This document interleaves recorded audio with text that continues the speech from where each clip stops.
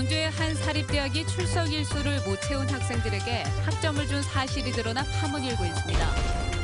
조류 인플루엔자가 확산되는 가운데 정부가 지원하는 방역 예산이 현실과 동떨어져 방역 방제 활동의 전문성이 크게 떨어지고 있습니다.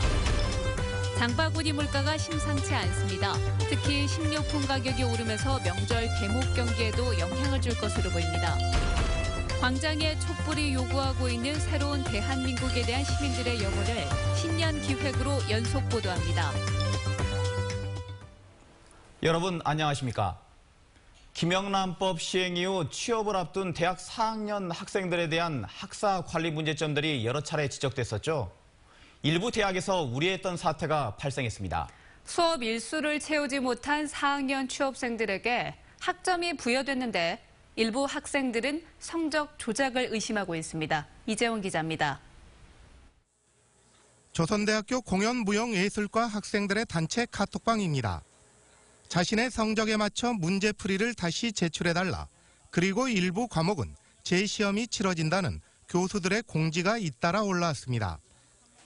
이미 성적 처리가 모두 끝났고 일부 4학년들은 석연치 않게 학점을 받은 뒤라 학생들은 성적 조작을 강하게 의심하고 있습니다. 학점을 좋게 받았다고 실수하고 한 번도 안 했는데 네, 그렇게 들었습니다. 해당 학과 측은 일부 과목의 경우 출석 일수를 채우지 못한 4학년들에게 학점을 부여한 사실을 인정했습니다. 하지만 학생들의 취업 때문에 불가피했다고 설명했습니다. 또 학생들에게 문제풀이를 다시 요구한 것은 조만간 실시될 교육부 감사에 맞춰 성적 자료를 확보하기 위해서였을 뿐 조직적인 학사 비리는 아니라고 밝혔습니다. 그때 애들하고 저는 좀 토를 나오고 막 하는 경우가 많이 있어요. 그래서 인간적으로 이제 애들을 졸업시키기 위해서. 학교 측에서도 진상조사에 착수해 일부 문제가 되는 사실들을 확인했습니다. 김영란법 시행 이후 학교에서 철저한 성적 관리 지침을 내렸음에도 불구하고 여전히 잘못된 관행들이 계속되고 있다는 설명입니다. 김영란법 시행 이후에 출석이 문제에 대한 그런 보강 조치를 취했습니다. 그런데 이제 아마 그 부분에서는 조금 무용가 쪽에서 좀 미흡했던 것 같아요.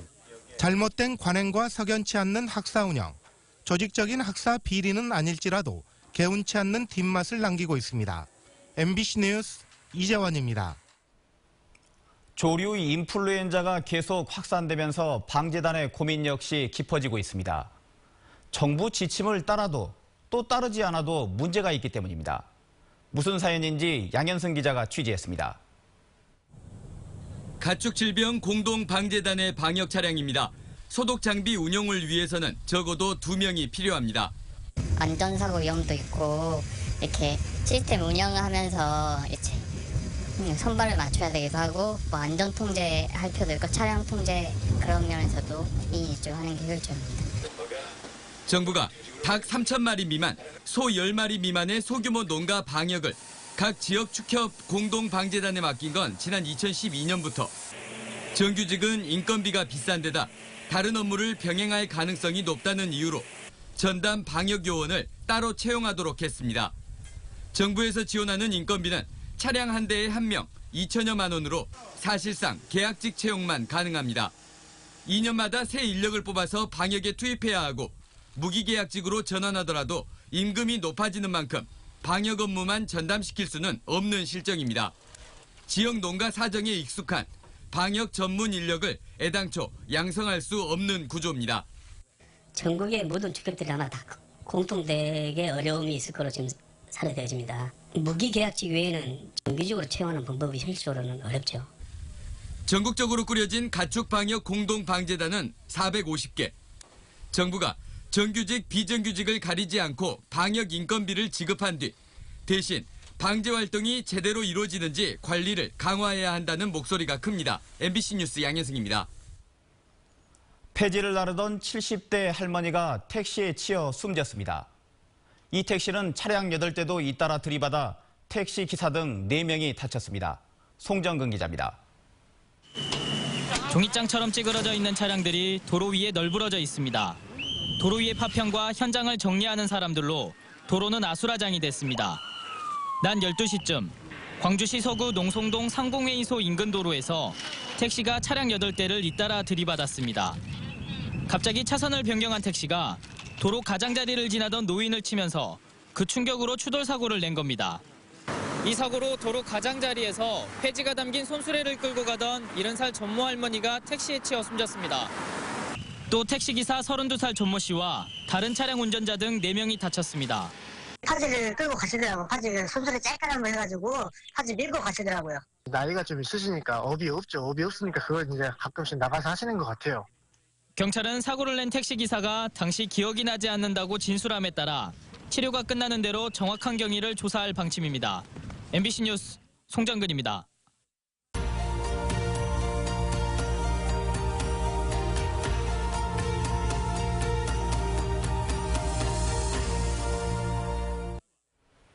광장 속 촛불의 에너지는 점차 새로운 나라에 대한 염원으로 바뀌고 있습니다. 광주 MBC는 정유년 새해를 맞아 촛불의 요구에 귀를 기울이는 기획뉴스를 마련했습니다. 오늘은 첫 번째 순서로 1000일을 넘긴 세월호 참사가 몰고 온 변화를 짚어봤습니다. 김인정 기자입니다. 겨울의 광장은 새로운 대한민국을 요구했습니다. 분노의 비등점을 넘기게 한 건 국정농단 사태였지만 분노를 누적시킨 세월호 참사는 이번 촛불의 씨앗이었습니다. 당연하죠. 네네. 그 사건 아니었다면 이렇게까지 오지 않았을 거고 저희도 이렇게 나오지 않았을 것 같습니다. 네. 대한민국을 거대한 슬픔에 빠뜨린 세월호 참사. 참사 직후 터져나온 국가는 어디에 있었냐는 물음은 진상 규명조차 없는 1000일 동안 이게 나라냐는 탄식으로 바뀌었습니다. 그러나 시민들은 세월호 참사가 남긴 안전한 나라와 거짓 없는 나라에 대한 요구를 포기하지 않았습니다. 하루빨리 세월호를 온전히 인양하고 돌아오지 못한 우리 9명이 가족의 품으로 돌아오고 그리고 대참사의 진실이 하루빨리 밝혀졌으면 좋겠습니다. 근데 우리 아이들한테는 이런 사회가 아니었으면 좋겠어요. 정말 더 안전한 사회를 아이들한테 해주고 싶은데 그냥 있는 것은 아닌 것 같아서 제가 할 수 있는 한도에서 하고 있습니다. 추모 순례, 노란 리본, 그리고 노란 풍선. 망각과 싸우며 희생자들을 끝까지 잊지 않으려는 시민들의 몸짓들. 비록 정부는 여전히 응답하지 않고 있지만 자신의 일상에서 또 거리와 광장에서 자신이 할 수 있는 것들을 조금씩 하고 있는 시민들은 4.16 가족들에게 국가가 주지 못했던 변화의 희망을 보여주는 중입니다.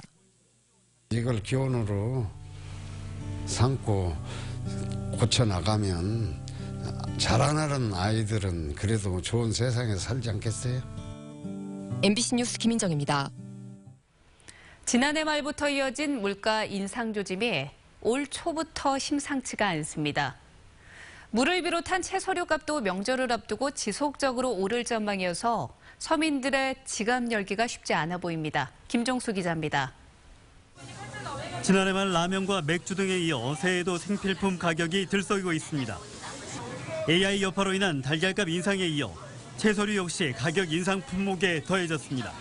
설 명절을 맞이해서 식용유나 밀가루, 라면 등 가격 상승률이 좀 보이고 있습니다. 이에 따라서 소비자의 장바구니 물가에 영향을 많이 미치고 있습니다. 주요 농산물의 가격도 최근 5년 동안 2배 이상 뛰었습니다.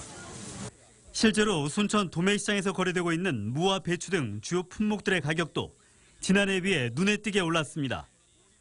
폭염 등 자연재해 여파가 소비자 체감 물가로 반영되고 있기 때문입니다. 채소 같은 경우는 그 생산 시기에 날씨가 좋지 못해서 꽉 찬 알찬 품질이 적어서 전년에 비해서 가격이 약 배 정도 차이가 나고 있습니다. 과일과 달리 채소류는 많게는 2배 이상 가격이 치솟고 있습니다. 명절을 앞두고 공급이 수요를 따라가지 못해 물가 인상이 지속될 거란 전망도 나오고 있습니다. 이에 따라 전통시장 등 물가 인상에 직격탄이 우려되는 취약 지역을 중심으로 대책 마련이 시급해지는 분위기입니다. 기관단체, 시민들이 이 온누리 상품권을 가지고 시장 둘러보기와 그다음 우리 전통시장 활성화를 위해서 구매해주면 아마 시장도 살고. 아직까지 수급 불균형으로 인한 물가 인상 여파는 부정적으로 흘러가고 있습니다. 새벽부터 장바구니 물가가 서민들을 위협하면서 설 명절 앞두고 여유 있는 지갑 열기는 쉽지 않아 보입니다. MBC 뉴스 김종수입니다. 박근혜 대통령 탄핵과 하야를 촉구하는 소주와 맥주가 시내 음식점에 대량 유통되고 있습니다. 광주 시내 음식점 등에 따르면 탄핵 소주와 하야 맥주라는 라벨이 붙은 소주와 맥주가 2주일 전부터 시중에 유통되고 있습니다. 이들 소주와 맥주는 제조회사와는 상관없이 광주 모 주류 도매상에서 시내 음식점에 대량 유통하고 있으며 하루에 수천 병이 공급되고 있는 것으로 알려졌습니다.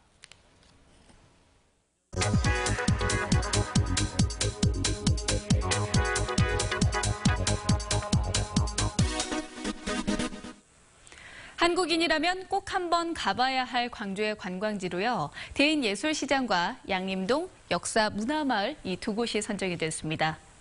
대인예술시장은 시장 고유의 기능에 그치지가 않고요. 다양한 공연 등 볼거리를 제공하고 있어서 인기를 얻고 있습니다.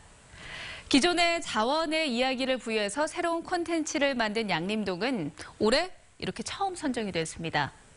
전남의 경우에는 관광지 9곳이 이름을 올렸는데요. 특히 순천만 국가정원과 보성 녹차밭, 그리고 곡성 섬진강 기차마을은 처음 도입됐던 2013년부터 3회 연속 선정이 되면서 대한민국 대표 관광지로서 이름을 알리고 있습니다. 한국관광백서는 문화체육관광부와 한국관광공사가 인지도와 만족도, 그리고 설문조사 등을 통해서 2년마다 선정하고 있습니다. 선정된 관광지는 앞으로 2년 동안 국내외 여행 박람회 등을 통해서 홍보 지원을 받습니다. 카드뉴스였습니다. 광주 도심을 거닐다 보면 폴리라고 하는 조그만 장식용 건축물들을 자주 볼 수 있죠. 올해 새로 선보이는 3차 폴리는 실용성을 더한 것이 특징입니다. 그중 요리를 직접 맛볼 수 있는 이른바 쿡폴리가 시민들에게 첫 선을 보였습니다. 이미지 뉴스 리포터입니다. 오랫동안 사람이 살지 않았던 한옥이 아늑하고 독특한 한식집 청미장으로 재탄생했습니다. 옆에 들어선 카페 콩집에도 옛집터의 흔적이 고스란히 남아있습니다. 산수동 푸른길 근처에 있는 이 음식점은 3차 폴리 가운데 하나인 쿡폴리. 그동안 다소 엉뚱하게 보였던 도심 속 폴리에 요리라는 실용성이 더해졌습니다. 서울로 올라가서 장진우 대표가 그 운영하는 레스토랑에서 4개월 동안 근무를 하면서 이제 가게 운영하는 전반적인 거랑 메뉴 개발이랑 컨셉 잡는 거에 대해서 많이 연구를 했어요. 쿡폴리를 운영하는 건 7명의 광주 청년들. 수십 번씩 만들고 먹으며 직접 개발한 곱창 전골과 불고기 전골 등을 일반에 판매해 쿡폴리를 운영해갈 예정입니다. 지금까지 너무 사람들 접근성이 떨어진다든지 또는 가서 할 게 없다든지 이런 비판이 좀 있었습니다. 그래서 지금 만들어지는 이 폴리3 중에 특히 이 쿡폴리는 실제 사람들이 와서 무슨 동작을 할 수 있습니다. 특히 먹는다는 동작. 쿡폴리를 맛집 명소로 발전시켜 침체된 주변 지역에 생기를 되찾는 게 청년들의 목표입니다. 공폐가가 많은 이 지역에 사람들이 찾아오는 공간을 만들어 활성화하자는 겁니다. 쿡폴리 외에도 도시 전체를 내려다볼 수 있는 뷰폴리 등 광주의 3번째 폴리들이 오는 3월까지 시민들에게 소개될 예정입니다. MBC 뉴스 이미지입니다. 광주시의회가 새마을기 개항을 중단했습니다. 시의회는 태극기 의회기와 함께 청사에 개항해오던 새마을 깃발을 내리고 대신 시청기를 개항했습니다. 시의회는 새마을기 개항이 의무가 아니라는 이미옥 의원의 문제 제기 이후 의견 수렴을 거쳐 개항 중단을 결정했다고 밝혔습니다.